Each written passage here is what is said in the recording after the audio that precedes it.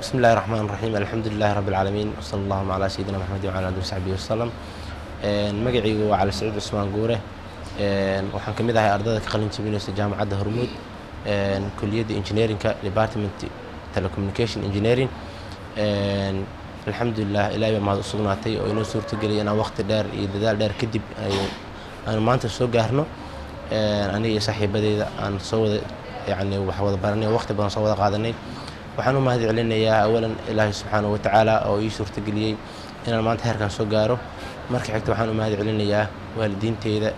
iyo walaalahayga iyo dadka asxaabteyda intaba isoo garab qabteen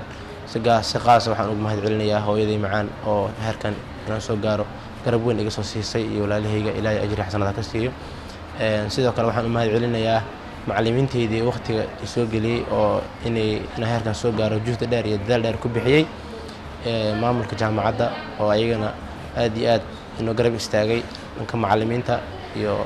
yani waxbarashada qaybadeeda kala duwan aragtidooda intaba garab fiican aan ka helnay oo yani dhiirigelin fiican aan ka haysana mar waliba garabkeena ahay ayagana waxaan leenahay ilaahay subxaana watacaala abaalkiina ha gudo